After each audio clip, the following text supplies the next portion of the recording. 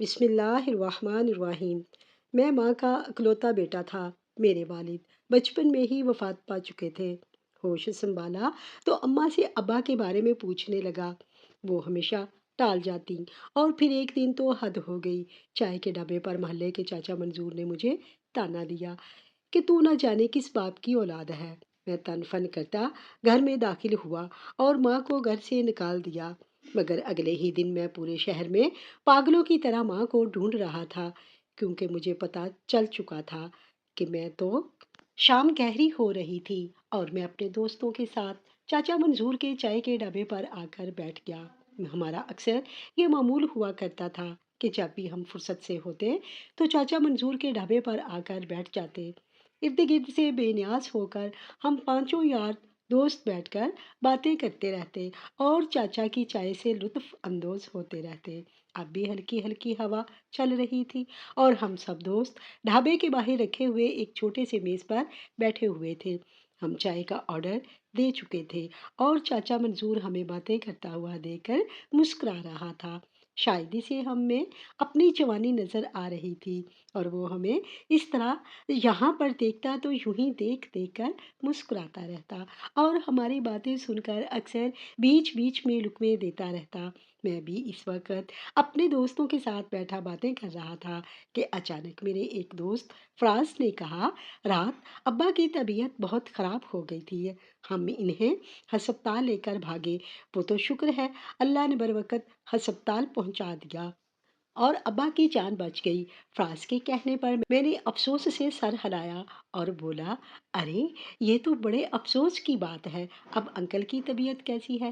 تو کہنے لگا، اب پہلے سے بہتر ہے، لیکن ڈاکٹر نے بہت احتیاط بتائی ہے۔ باری باری سب دوست فراز کے ابا کی حالت معلوم کرنے لگے۔ اتنے میں چاچا چائے لے کر آیا تو نہ جانے باتوں میں کس طرح میرا ہاتھ ہلا اور چائے کا کپ چھلک گیا۔ چائے میرے کپڑوں کے اوپر داغ چھوڑتی ہوئی ان میں جذب ہو گئی۔ میں ایک دم غصے سے چلایا، چاچا تو اندھا ہے کیا؟ تجھے نظر نہیں آتا؟ دیکھ کر تو لایا کر۔ میں نے اپنے کپڑوں کو یوں جھاڑا جیسے وہ چائے نہ ہو مٹی ہو۔ تبھی چاچا غصے سے کہنے لگا، میں تو دیکھ کر ہی لایا تھا اور یہ میرا روز کا کام ہے، تم ہی ہاتھ ہلا ہلا کر باتیں کر رہے تھے، نہ جانے کس باپ کی اولاد ہو، آ جاتے ہو منہ اٹھا کر۔ چاچا نے جب یہ تانا دیا تو میں ایک دم ساکت رہ گیا۔ مجھے یقین نہیں آ رہا تھا کہ چاچا مجھے بڑی محفل میں میرے سب دوستوں کے سامنے اس طرح تانا دے دے گا۔ میں تو اپنی جگہ منجمد رہ گیا اور پتھرائی ہوئی نظروں سے چاچا کی طرف دیکھنے لگا۔ اس وقت میرا دل شدید غصے کی لپیٹ میں تھا اور دماغ میں آندیاں چل رہی تھیں۔ میں ایک دم میز کو زور سے ہاتھ مارتا ہوا وہاں سے نکلتا چلا گیا۔ میز پر رکھے ہوئے چائے کے کپ نیچے گر گئے اور ان کے گرنے کی آواز دور تک مجھے اپنے کانوں میں سنائی دی۔ میں غصے میں تن فن کرتا ہوا گھر پہنچا۔ آج میں نے سوچ لیا تھا کہ اماں سے ہر صورت میں معلوم کر کے رہوں گا کہ میرا باپ کون ہے، مجھے سچ سچ بتا دے، لیکن اگر اماں نے نہیں بتایا تو آج میں کچھ کر بیٹھوں گا۔ اپنے آپ میں یہ سوچتا ہوا میں گھر پہنچا تو سامنے ہی اماں میری منتظر دکھائی دی تھی۔ وہ اس وقت صحن میں رکھے ہوئے تخت پر بیٹھی ہوئی تھیں۔ میں غصے میں تیزی سے آگے بڑھا اور اماں سے کہا، اماں آج میں تجھ سے جو کچھ بھی پوچھوں گا سچ سچ مجھے بتا دینا، لیکن اگر تو نے نہیں بتایا تو میں کچھ کر گزروں گا۔ میں نے غصے میں انگلی اٹھا کر اماں کو مخاطب کرتے ہوئے کہا تو میرے انداز کو محسوس کر کے اماں ٹھٹک گئی اور کہنے لگی، ایسی کیا بات ہے بھلا؟ بھلا میں تجھے کوئی بات کیوں چھپاؤں گی؟ پوچھو کیا پوچھنا ہے؟ اماں کی آنکھوں میں دیکھتے ہوئے میں نے انہیں کہا، اماں مجھے سچ سچ بتا دے، میرا باپ کون ہے؟ یا پھر تجھے خود معلوم نہیں کہ تو نے کس کی اولاد کو پیدا کیا تھا؟ میرے منہ سے یہ الفاظ سن کر اماں کا رنگ سرد پڑ گیا اور ان کی آنکھوں میں آنسو ٹھہر گئے۔ وہ بے یقینی سے میری طرف دیکھنے لگی اور پھر اماں ایک دم سے اٹھی اور ایک زوردار تھپڑ میرے منہ پر دے مارا اور کہنے لگی، میں سوچ بھی نہیں سکتی تھی کہ کبھی تیرے منہ سے اتنی گھٹیا بات سنوں گی۔ تیری ہمت کیسے ہوئی مجھے اس طرح کی بات کرنے کی؟ تو جانتا بھی ہے تو نے کیا کہا ہے؟ اماں غصے میں مجھے دھکا دیتے ہوئے جب یہ کہا تو میں ایک دم آپے سے باہر ہو گیا۔ اماں کے دونوں ہاتھوں کو تھام کر بولا، اماں میں بچپن سے تجھ سے پوچھتا آ رہا ہوں کہ میرا باپ کون ہے، مجھے ایک بار اس کے بارے میں بتا دے، لیکن آج تک تو نے اس بارے میں اپنا منہ نہیں کھولا، کبھی مجھے میرے باپ کے بارے میں सच नहीं बताया। दुनिया वालों के मुंह से ताने सुन सुनकर मैं थक चुका हूँ। और आज जिस तरह चाचा मंजूर ने बड़ी महफिल में मेरी इज्जत को उछाला और मुझे इतना बड़ा ताना दिया, तो सोच नहीं सकती कि मैं किस तरह घर पहुंचा हूँ। लेकिन अब मजीद नहीं। मैं अब मजीद तेरे हाथों से खिलौना नहीं बनूंगा। तू अगर मुझे नहीं बताएगी तो मैं कुछ कर बैठूंगा। मेरी बात सुनकर अम्मा एक सत्ते के आलिम में मुझे देखने लगी और फिर बोली, मैं तुझे नहीं बता सकती। अगर मैंने तुझे बताना होता तो बहुत पहले बता देती। तो मुझसे ये बात मत पूछ। और दुनिया वालों का क्या है, वो तो हर बात में अपनी टांग अड़ाते हैं, हर बात में ताने देते हैं। तो मुझसे ये सवाल मत किया कर। जब वक़्त आएगा मैं तुझे खुद बता दूँगी। अम्मा ने आहिस्ता से मुझे कहा। तो मैं जो पहले ही गुस्से में भरा हुआ था, एकदम आपे से बाहर हो गया। अम्मा का हाथ पकड़ा और दरवाजे की तरफ घसीटने लगा। अम्मा, अगर तू मुझे नहीं बताना चाहती तो मत बता, लेकिन अब मैं तुझे इस घर में नहीं रहने दूँगा, ना ही तुझे अपने सामने बर्दाश्त कर सकता हूँ। तू यहाँ से चली जा और दोबारा कभी मेरे सामने मत आना। मैंने ये कहते हुए एक झटके से अम्मा को घर से निकाल दिया और अम्मा हैरत से फटी हुई नज़रों से मेरी तरफ देखने लगी, जबकि मुझे अब अम्मा की कोई परवाह नहीं रही थी। मैंने इसे बाहर निकालकर दरवाज़ा बंद कर दिया और गहरे सांस भरने लगा। इस वक्त गुस्से में मुझे कुछ नहीं सूझा था और सबसे बेहतर यही लगा था कि अम्मा यहाँ से चली जाए और दोबारा कभी मेरे सामने ना आए। मैं अपने कमरे में आकर बिस्तर पर गिर सा गया और इस वक्त को सोचने लगा जब चाचा मंजूर ने मुझे ये ताना दिया था। लेकिन इससे पहले भी बचपन में जब मैंने पहली बार ये ताना सुना था, तब भी मेरी कुछ ऐसी ही हालत हुई थी। तब मैं तकरीबन 10 वर्ष का था और स्कूल में चौथी जमात में पढ़ता था। जब एक दिन क्लास के लड़कों ने मुझे मिलकर मारा, तो मैं रोते हुए इन्हें बेसाख्ता कह गया, मैं अपनी अम्मा को कल लेकर आऊँगा। तो लोगों ने अच्छा नहीं किया, कितनी बेदर्दी से मुझे मारा है। और मेरी बात सुनकर मेरी क्लास का एक दूसरा लड़का मेरे ऊपर हंसने लगा और कहने लगा, हाँ हाँ, जा अपनी माँ को लेकर आना। वैसे भी तेरे बाप का तो पता नहीं, तेरे अब्बा को तो कभी देखा ही नहीं। इसकी बात सुनकर मैं और रोने लगा था, क्योंकि मेरे अंदर ये महरूमी बहुत अरसे से पल रही थी। मैं अब्बा की कमी को शिद्दत से महसूस करने लगा था और आज जैसे इस लड़के ने मेरी दुखती रग पर हाथ रख दिया था। इस दिन रोते हुए जब मैं घर पहुंचा, अपना बस्ता रखकर सीधा अम्मा की गोद में जा समाया और बोला, अम्मा, मुझे अब्बा के बारे में बता दे। अब्बा कौन है, कहाँ है? क्लास के लड़के मुझे छेड़ते हैं और बार बार मुझे ताने देते हैं और इस बात पर मेरा मजाक उड़ाते हैं। अगर मेरे अब्बा मुझे स्कूल छोड़ने जाएंगे तो वो लड़के मुझे कभी ताने नहीं देंगे और ना ही कभी मुझे मारेंगे। तो एक बार मुझे अब्बा का पता दे दे, मैं इन्हें खुद जाकर ले आऊँगा। मैंने अम्मा से कहा तो अम्मा कहने लगी, अरे मेरा बेटा, मैं हूँ ना, मैं कल तेरे साथ चलूँगी और इन लड़कों की खूब खबर लूँगी। तू फ़िक्र मत कर और ना ही तू परेशान हो। अम्मा ने मुझे किसी तरीके से बहला लिया और मैं भी बहल गया। लेकिन सच तो ये है कि हर मौका पर मुझे अब्बा की कमी महसूस होती थी। चाहे वो ईद का मौका होता या फिर मेरे रिजल्ट का दिन होता या मोहल्ले में किसी लड़के से मेरी लड़ाई हो जाती, तो तब भी मुझे अपना बाप बहुत याद आता, क्योंकि मैं अंदर ही अंदर अब इस महरूमी को पाल रहा था। यूं तो मैं अम्मा का इकलौता बेटा था और इनकी पूरी मोहब्बत और तवज्जो का वाहिद हकदार था। लेकिन फिर भी मुझे अब्बा की कमी शिद्दत से महसूस होती। जब भी मेरी क्लास के बच्चे अपने वालिद के साथ स्कूल आते तो मैं हसरत से इन्हें देखता और ये मंजर मेरी आंखों में चुभन देने लगता। मैं खामोशी से इन बच्चों के मुस्कुराते हुए चेहरों को देखता तो महरूमी मेरे अंदर सर उठाने लग जाती। मैं जब अम्मा को सारे काम खुद करते देखता, किस तरह वो बाजार से चीज़ें लेकर आती हैं, किस तरह वो घर का खर्च चलाने के लिए लोगों के कपड़े सिलाई करती, बिल जमा करवाने जाती, जुमा बाजार से सस्ती सब्जियां दे कर लाती, मेरे कपड़े, अपनी ज़रूरत की चीज़ें, वो सारे काम खुद अकेले करती थीं। तो मैं अम्मा से उलझ जाता और कहता, अम्मा, अगर अब्बा यहाँ पर मौजूद होते तो हमारी ज़िंदगी कितनी सहल होती, हम कितने सुकून में होते। मेरी बात सुनकर अम्मा के चेहरे पर एक साया सा लहरा जाता, लेकिन वो मुंह से कुछ न कहती। एक दिन मेरे बार बार सवाल करने पर अम्मा ने सिर्फ इतना ही कहा कि तेरे बाप का इंतकाल हो चुका है और अब वो इस दुनिया में नहीं। अम्मा की बात सुनकर मैं जैसे खामोश हो गया। मुझे इस बात का यकीन तो नहीं आया, लेकिन अम्मा का अंदाज ये बताने के लिए काफ़ी था कि वो सच बोल रही हैं। इस दिन के बाद से मैंने कभी बाप की महरूमी का जिक्र नहीं किया और ना ही मुझे अपने बाप के बारे में पूछा। मुझे तो ये तक नहीं मालूम था कि अब्बा क्या करते थे, وہ کون تھے، کہاں کے تھے، انہیں کیا ہوا تھا؟ اماں کبھی ان کے بارے میں بات بھی نہیں کرتی تھیں اور میں ان کے بارے میں سوچ سوچ کر ہلکان ہوا رہتا۔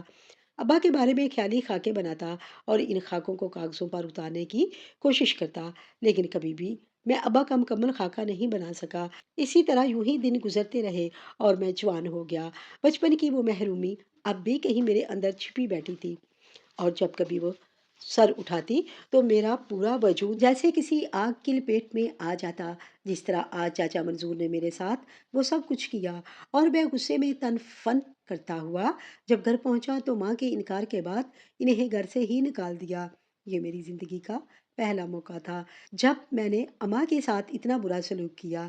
اماں تو چلی گئی اور نہ جانے کہاں گئی، لیکن میرے دل کو پھر بھی چین نہیں تھا۔ وہ رات بے چینی میں گزری تھی، اور اگلی صبح دروازے پر ہونے والی دستک نے مجھے بستر سے نکلنے پر مجبور کر دیا۔ میں بے ساختہ تیزی سے اٹھا۔ خیال یہی تھا کہ ہو سکتا ہے اماں واپس آ گئی ہو، کیونکہ ایک رات نے ہی مجھے یہ باور کروا دیا تھا کہ میں اماں کے بغیر نہیں رہ سکتا۔ اس لیے بنا پوچھے ہی دروازہ کھول دیا، لیکن سامنے نظر آنے والی شخصیت کو دیکھ کر میں چونک اٹھا۔ وہ اماں کی سہیلی تھی، نصرت خالہ، جن کے پاس اماں اکثر چلی جایا کرتی تھیں، اور وہ بھی اکثر ہمارے گھر آ جایا کرتی تھیں۔ انہیں اچانک اپنے سامنے دیکھ کر میں چونک اٹھا۔ مجھے گمان ہوا کہ شاید اماں خالہ کے گھر گئی ہوں، اسی لیے میں نے پوچھا، خالہ آپ صبح صبح، سب خیریت تو ہے؟ اماں ٹھیک تو ہیں؟ خالہ میرا سوال سن کر چونکی اور کہنے لگی، کیا مطلب؟ سکینہ گھر پر نہیں ہے؟ کہاں گئی ہے؟ خالہ کی بات سن کر میرے قدموں تلے سے زمین نکل گئی، اور میں بولا، اماں تو گھر پر نہیں ہے، وہ تو کل سے کہیں چلی گئی ہیں۔ کیا وہ آپ کے پاس نہیں گئی؟ میری بات سن کر خالہ کے چہرے پر پریشانی دکھائی دینے لگی اور بولی، نہیں، میرے پاس تو نہیں آئی۔ سکینہ تو یوں کہیں پر بھی نہیں جاتی، اور نہ ہی وہ جا سکتی ہے۔ پھر یوں اچانک کہاں چلی گئی؟ کیا ہوا ہے؟ خالہ نے پریشانی کے مارے کئی سوال کر ڈالے، اور ان کی بات سن کر میں خود بھی بے حد پریشان ہو چکا تھا، کیونکہ کل سے میں یہ سوچ کر مطمئن تھا کہ اماں خالہ نصرت کے ہاں چلی گئی ہوں گی، لیکن آج خالہ کو یہاں دیکھ کر مجھے حیرت کا شدید جھٹکا لگا، اور اب پریشانی نے مجھے اپنی لپیٹ میں لے لیا تھا۔ اماں اگر خالہ کے پاس نہیں گئی تھی تو پھر کہاں گئی؟ خالہ ایک دم اندر آ گئی اور کہنے لگی، مجھے سچ سچ بتاؤ، سکینہ کہاں گئی ہے؟ کیا تم دونوں کے بیچ کوئی جھگڑا ہوا ہے؟ کوئی بات ہوئی ہے جس نے سکینہ کو پریشان کیا ہے؟ خالہ نے بے طرفے مجھ سے کئی سوال کر ڈالے، تو میں پھوٹ پھوٹ کر رونے لگا، اور پھر اسی رونے کے دوران میں نے خالہ کو ساری سچائی بتا دی کہ کس طرح میں نے اماں کو گھر سے نکالا تھا۔ یہ سن کر خالہ اپنا سر پکڑ کر بیٹھ گئی اور کہنے لگی، تم نے اچھا نہیں کیا شہروز، تم نے بہت غلط کیا۔ تم اپنی ماں کی قربانیوں کو نہیں جانتے، نہ ہی تمہیں معلوم ہے کہ اس نے تمہارے لیے کیا کیا۔ تم بہت برے انسان نکلے ہو۔ خالہ نے مجھے جب یہ کہا تو میں پہلے ہی رو رہا تھا، مزید پچھتاوے میں مبتلا ہو گیا۔ تبھی خالہ سے کہنے لگا، میں نے کتنی بار اماں سے اپنے باپ کے بارے میں سوال پوچھا، لیکن انہوں نے مجھے نہیں بتایا۔ اب آپ ہی بتائیں میں کیا کرتا؟ چاچا منظور نے بھی کل مجھے جب تانا دیا تو مجھ سے برداشت نہیں ہوا، اور میں نے گھر آ کر جب اماں سے ابا کے بارے میں پوچھا تو وہ کچھ نہیں بولی، اور انہوں نے خاموشی اختیار کیے رکھی۔ ان کی خاموشی نے مجھے مزید غصہ دلا دیا، اور میں بنا سوچے سمجھے انہیں گھر سے نکال دیا۔ آپ میری جگہ پر ہوتی تو کیا کرتی؟ آپ بھی تو یقیناً ایسا ہی کرتی۔ خالہ نصرت نے افسوس بھری نظروں سے میری طرف دیکھا اور کہنے لگی، میں کبھی ایسا نہ کرتی، میں اپنی ماں کی مجبوریوں کو سمجھتی، لیکن تم نے ایک بار بھی نہیں سوچا کہ تمہاری ماں اگر تمہیں اس بارے میں نہیں بتا رہی تو یقیناً اس کے پیچھے کوئی بڑی وجہ ہوگی۔ چلو آج میں تمہیں بتاتی ہوں، اور پھر تم خود اس بات کا فیصلہ کرنا کہ تمہاری ماں صحیح ہے یا غلط۔ اور پھر خالہ نصرت نے ماضی کے اوراق کو پلٹنا شروع کیا اور کہنے لگی، میں اور تمہاری ماں بچپن کی سہیلیاں تھیں، ہم ایک ہی محلے میں پلے بڑے تھے۔ تمہاری ماں بہت ہنسمکھ اور خوبصورت ہوا کرتی تھی، اور علاقے کا ہر لڑکا اس کے پیچھے پڑا رہتا تھا اور اسی سے دوستی کی خواہش رکھتا تھا، لیکن تمہاری ماں بہت سیدھی سادی اور باکردار لڑکی تھی۔ وہ کسی بھی لڑکے کی بات نہ سنتی، کسی کو خاطر میں نہ لاتی۔ میٹرک کرنے کے بعد اس نے آگے پڑھائی بھی نہیں کی اور گھر میں بیٹھ گئی، گھردرنی سیکھنے لگی، جبکہ میں آگے پڑھنا چاہتی تھی اور سرکاری نوکری کرنا چاہتی تھی، اسی لیے میں نے کالج میں داخلہ لے لیا، لیکن پھر بھی میری تمہاری ماں کے ساتھ دوستی ختم نہ ہوئی۔ ہم دونوں چھٹی والے دن اکٹھے ہوتے، کھانا پکاتے، ایک دوسرے کے ساتھ ڈھیروں باتیں کرتے اور اپنے وقت کو اچھے طریقے سے گزارتے۔ دن اسی طرح گزرتے جا رہے تھے۔ تمہاری ماں کے لیے آج کل رشتہ دیکھا جا رہا تھا، جبکہ مجھے اس بات کا بڑا ارمان تھا کہ میری سہیلی کی شادی ہوگی تو میں خوب ناچوں گی، گاؤں گی اور اچھے اچھے کپڑے بناؤں گی۔ اور اس بات پر میں سکینہ کو بہت چھیڑتی اور وہ شرما کے سر جھکا دیتی تھی۔ تبھی سکینہ کے لیے آیا ہوا ایک رشتہ سب گھر والوں کو پسند آ گیا اور شادی کی تاریخ طے کر دی گئی۔ سکینہ کی شادی کی تاریخ 2 مہینے بعد کی طے تھی اور وہ بے حد خوش تھی۔ آج کل گھر میں شادی کی رونقیں اور چہل پہل نظر آ رہی تھی۔ ایسے میں اکثر سکینہ کے پاس آ جاتی اور ہم مل بیٹھ کر کبھی کپڑے ٹانگنے لگتے اور کبھی سکینہ کے جہیز کی چیزیں دیکھنے لگتے۔ شادی والا گھر تھا، کوئی کوتاہی ہو ہی جاتی ہے۔ نہ جانے کس طرح رات کے وقت گھر کا دروازہ کھلا رہ گیا اور گھر میں چور گھس آیا۔ وہ سیدھا سکینہ کے کمرے میں ہی گیا تھا اور اس نے سکینہ کی عزت کو داغدار کر دیا۔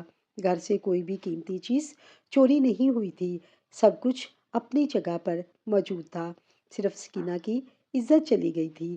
سکینہ جو آج کل شادی ہونے کی وجہ سے بہت خوش تھی، صبح جب ٹوٹی پھوٹی حالت میں ملی تو سارے گھر والے سر پکڑ کر بیٹھ کے، کسی کو بھی اس بات کا یقین نہیں آ رہا تھا کہ گھر میں چور آیا تھا اور سکینہ اپنی معصومیت کی گواہی دے دے کر تھک چکی تھی، لیکن اس کے گھر والوں نے اس کا یقین نہیں کیا اور اسے گھر سے باہر نکال دیا۔ ایسے میں سکینہ روتی ہوئی جب میرے پاس پہنچی تو میں خود ہکا بکا رہ گئی تھی۔ میں سوچ بھی نہیں سکتی تھی کہ سکینہ کے ساتھ اس کے گھر والے ایسا سلوک کریں گے، کیونکہ وہ تو بہت باکردار اور قدرے سادہ لڑکی تھی۔ میں اس کی سہیلی ہو کے اسے اچھی طرح جانتی تھی، تو پھر اس کے گھر والے اسے غلط کیسے سمجھ سکتے تھے؟ میں نے سکینہ کی مدد کرنے کا سوچا۔ میں چونکہ شہر میں تعلیم حاصل کر رہی تھی، اسی لیے سکینہ کو اپنے ساتھ ہی شہر لے آئی اور یہیں پر سکینہ نے نئی زندگی کا آغاز کیا۔ یہاں آنے کے کچھ دنوں کے بعد ہی پتہ چل گیا کہ سکینہ حاملہ ہے اور ماں بننے والی ہے۔ اب ہمارے اوپر دوہری پریشانی آ چکی تھی اور سکینہ پر تو جیسے ساتوں آسمان ٹوٹ پڑے تھے۔ اس کے گھر والے جو پہلے ہی اسے غلط سمجھ کر گھر سے نکال چکے تھے، اب تو اسے بالکل قبول نہ کرتے۔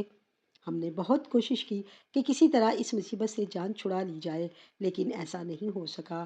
اس بچے کا اس دنیا میں آنا طے تھا اور وہ اس دنیا میں آ گیا۔ اس دوران سکینہ کو پتہ چل چکا تھا کہ اس کی عزت لوٹنے والا کوئی اور نہیں بلکہ محلے کا وہ لوفر اور آوارہ لڑکا شوقی تھا، جسے سکینہ نے ایک بار حد سے بڑھ جانے پر تھپڑ دے مارا تھا۔ سکینہ کو اسکول سے آتے ہوئے جب شوقی نے چھیڑا تھا اور آگے بڑھ کر اس کا ہاتھ تھام لیا تو سکینہ نے ہی فوہی ہاتھ گھما کر اس کے گال پر جڑ دیا تھا۔